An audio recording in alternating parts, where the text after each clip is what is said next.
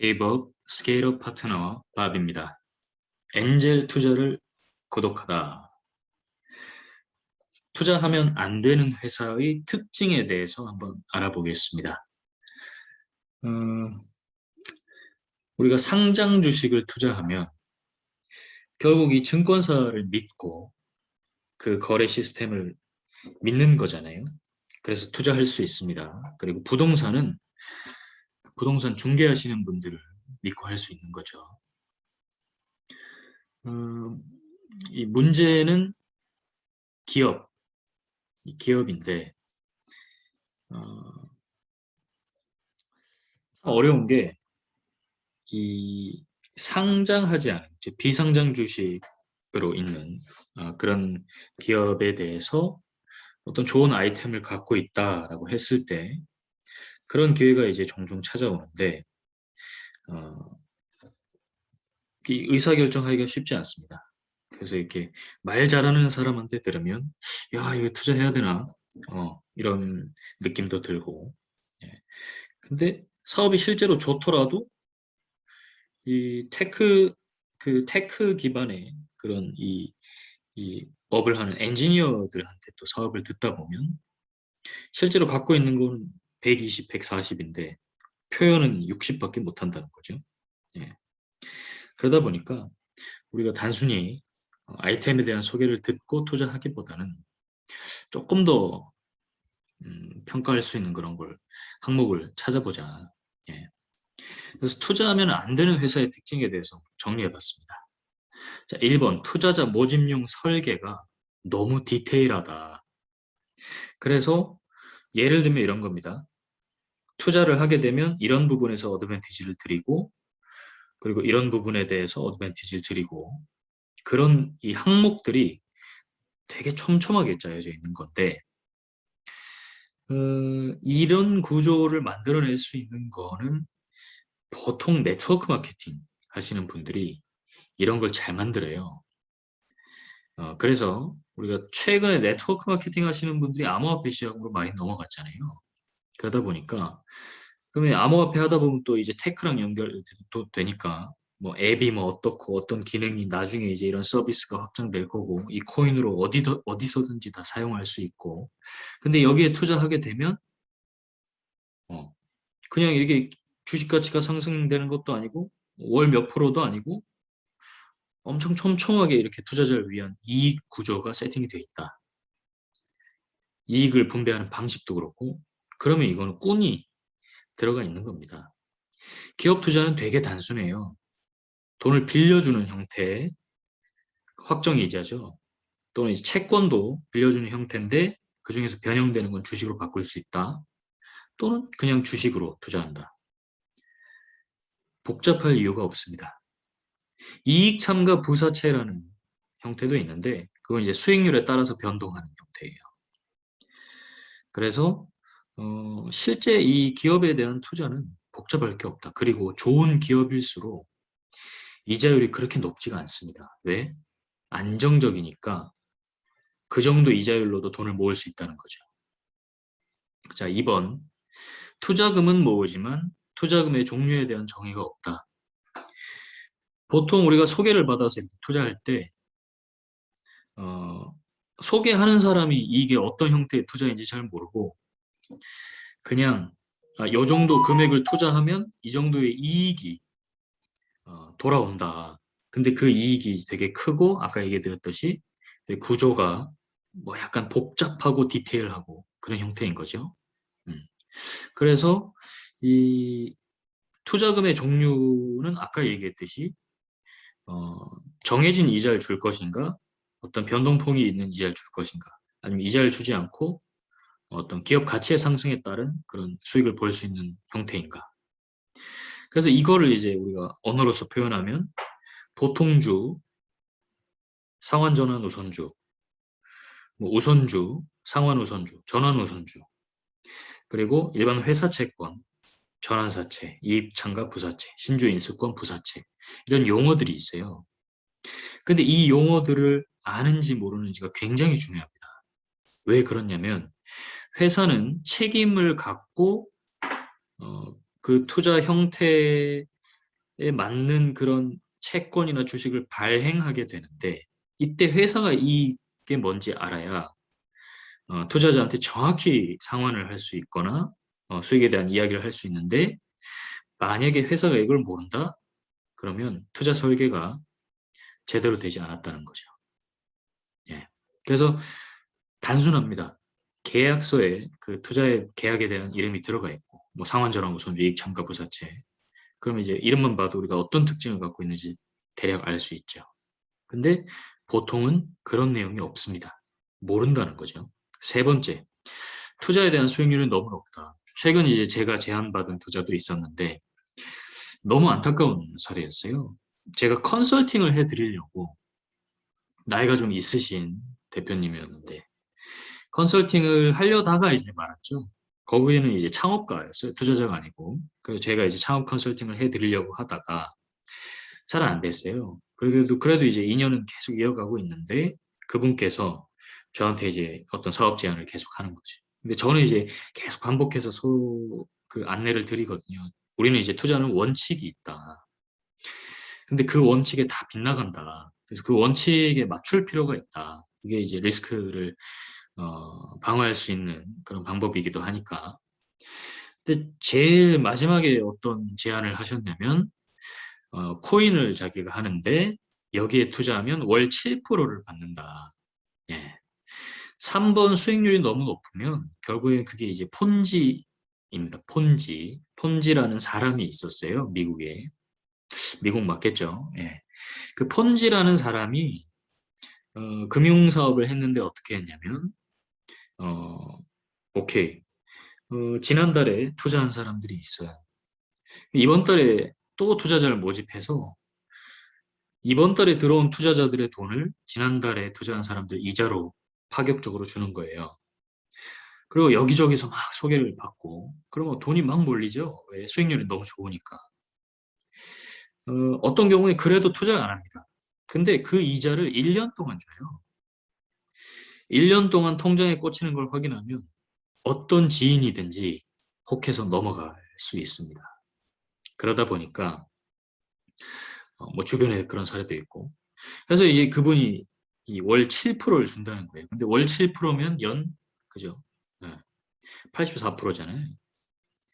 그럼 우리가 연 84% 이상의 수익을 내는 회사에다가 투자를 하는 건데 어떤 사업이 있을까? 예. 코스닥 제조업 같은 경우는 평균 영업이익률이 5%대가 안 됩니다. 예.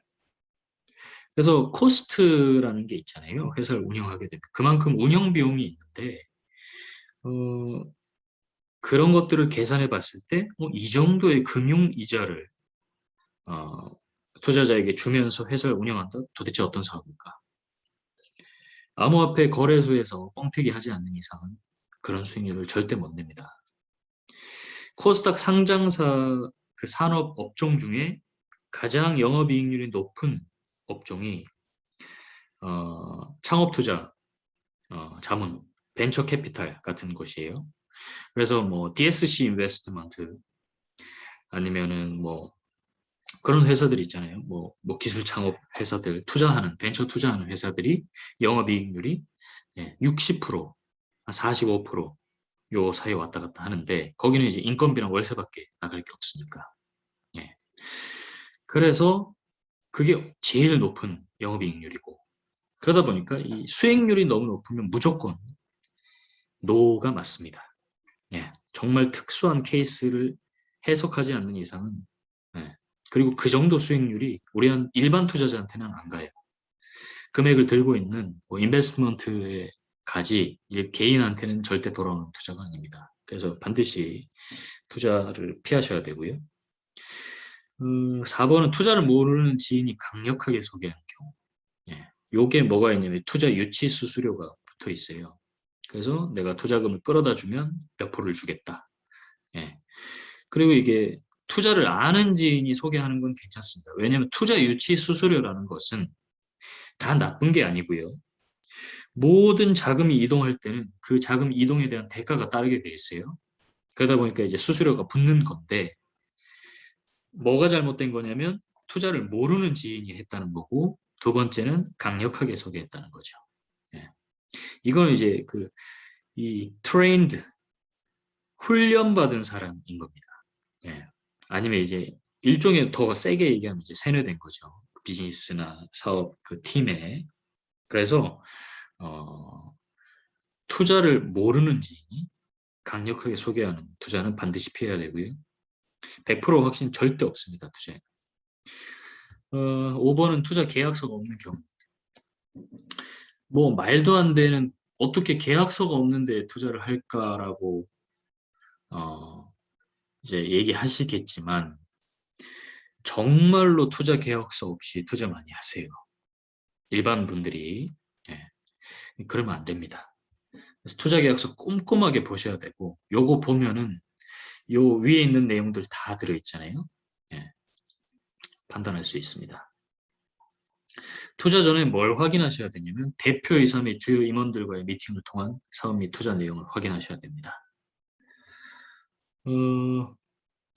일반인들이 접근할 수 있는 회사가 있고요. 접근 불가능한 회사가 있어요. 이게 어느 정도 성장한 기업 같은 경우 접근이 어려울 수도 있습니다. 대표이사나 주요 임원들 같은 경우는. 근데 접근할 수 있는 케이스라고 하면 사실은 무조건 만나는 게 좋고요. 그러면서 뭘 확인하냐면 대표이사의 과거 이력, 과거에 어떤 사업을 했는지, 그리고 그 사업이 현재 어떤 연관성을 지니고 사업이 성장했는지, 그런 거를 이제 논리적으로 파악하다 보면 논리적으로 맞아떨어지지 않는 부분이 있어요. 그럼 이거는 뭔가 왜? 라는 질문을 해볼 법한 거죠. 임원들 같은 경우 뭐 인맥이 형성돼 있을 수도 있고요. 그래서 뭐 소개를 들어온 걸 수도 있고. 그래서 사실은 만약에 투자 조합이나 어떤 이제 신뢰할 수 있는 그런 기관이나 그런 데서 투자를 할 때는 그 기관의 장이나 이 담당자가 대표이사나 그런 소통에 대한 내용을 사실은 투자자들에게 다 풀어주는 게 맞습니다. 근데 그거 없이 그냥 뭐 누구의 소개로 이걸 투자하게 된다. 근데 대표도 모르고 주임원도 모르고 연락처도 모르고 지인 믿고 한다 이런 건 아니라는 거지. 대표이사 만나면 답이 다 나옵니다. 두 번째는 법인 등기부등본인데요. 부동산에도 등기부등본이 있듯이 법인 등기부등본이 있으니까 그걸 떼서 이렇게 쭉 읽어보면 이게 회사의 연혁이나 그런 변동사항, 그리고 이제 어떤 주식에 관한 사항, 그런 내용들이 정관에 다 들어있습니다. 등기부등본에 다 들어있어요. 그래서 그런 부분 이제 확인해 볼 수 있고, 그러니까 대표이사를 확인할 수 있는 거죠. 이사진이 누구가 구성되어 있고. 세 번째는 재무제표랑 주주명부인데요. 투자금이 좀 적으면은 요걸 요청하는 게 사실 불편할 수는 있습니다. 자, 근데 어느 정도 뭐 최소 뭐 한 2천, 3천 뭐 들어간다 하면은 반드시 이걸 요청하는 게 맞습니다. 주주명부를 확인하는 게 맞습니다. 그래서 얼마에 한 주 준다 얘기하는 케이스가 있지만 그런 걸 이제 말로만 하는 거죠. 주주명부에 실제로 등재하지도 않고. 음. 그래서 그런 경우에는 이건 이제 큰 문제가 되는 거죠. 그리고 재무제표 같은 경우는 마찬가지로 이제 회사의 그런 사업에 대한 그 수치적인 이력을 이제 다 파악할 수 있게 되고, 어떤 사업을 실제로 하고 있고 어디에 투자가 들어가고 있는지, 만약에 현재 매출이 없다면 스타트업이면 그럴 수 있으니까 이제 그런 걸 파악할 수 있고요. 그 다음에 이제 급여 같은 거, 대표이사가 급여를 얼마 갖고 가고, 그 다음에 이제 가지급금 가소금 같은 건데, 대표가 회사로 돈을 넣는 건 괜찮아요. 미안한 얘기지만. 예. 근데 대표가 회사에서 돈을 빼가는 건 문제가 있습니다. 그러니까 사업을 하다 보면 이 사업체와 이 대표이사가 그런 관계에서 월급도 받아가겠지만 필요할 때 돈을 이제 대표가 회사에서 빼쓰는데 그게 다 사실은 계약이 되어야 하는 거거든요. 근데 사업을 운영하다 보면 회사에 돈이 부족할 때가 있어서 대표의 개인 돈을 그냥 회사에 집어넣는 경우도 있고요. 보통은 이제 그런 케이스로 회사를 키우게 되고, 근데 일부 투자금을 이렇게 유용하는 이렇게 횡령이죠. 예, 횡령하는 대표들도 있습니다. 법인의 돈, 기업의 돈은 대표의 돈이 아닙니다. 네 번째는 이제 기업 가치, 투자 종류, 투자자 옵션, 예, 이런 걸 이제 다 확인해야죠. 그래서 기업 가치가 얼마인지 확인을 해보고 그 내용을 좀 왜 그런 기업 가치가 나왔는지 대략적인 내용을 들을 수 있으면 물론 이제 기업 가치는 되게 주관성이 들어가요. 그렇지만 이유는 있을 겁니다. 그런 기업 가치가 나온 이유를 듣게 되면 적어도 이 대표나 임원이 기업 가치가 뭔지는 아는구나. 근데 기업 가치가 뭔지도 모르는 대표들이 있습니다. 그냥 받고 싶은 대로 받는 거예요. 그런 케이스가 있으니까 조심을 해야 되는 거죠. 투자 종류 같은 경우는 아까 앞서 얘기했듯이 보통주, 우선주, 뭐 채권 뭐 이런 거고요. 투자자 옵션 같은 경우는 계약 내용에 보면 이 대표가 주식을 팔 때 투자자도 같은 조건으로 주식을 팔 수 있는 권리, 이런 투자자들을 보호할 수 있는 권리들이 촘촘하게 들어갈 수 있어요. 근데 그게 계약서에 있나 없나 중요합니다. 근데 보통은 허술한 투자 계약이라고 하면 이런 거는 당연히 없겠죠. 왜냐하면 자금을 쓰는 그런 회사도 잘 모릅니다. 그리고 복잡하게 안 만들어요. 그러니까 이 구조만 복잡하게 만들지 이런 투자자 보호 장치, 계약서라는 거는 기업을 보호하는 장치도 돼요. 예. 왜냐하면 정상적인 상법의 그 범위 안에서 투자 계약을 맺게 되고 사업이 실패하면 정상적으로 사업 활동을 하고 나서 실패하는 건 어쩔 수 없는 거거든요. 그건 요청할 수가 없어요. 왜냐면 그렇게 투자한 거니까. 그래서 투자한 거니까. 그래서 기업을 보호하는 거기도 하고요. 근데 이런 거에 대한 지식이 없이 이렇게 돈만 땡기고 우연히 사업이 터져서 잘 되면 좀 나눠줄 수는 있겠지만 그런 케이스가 굉장히 희박하다는 거죠. 그래서 투자 전에 확인할 사항과 투자하면 안 되는 회사의 특징을 알아봤습니다. 감사합니다. K법 밥이었습니다.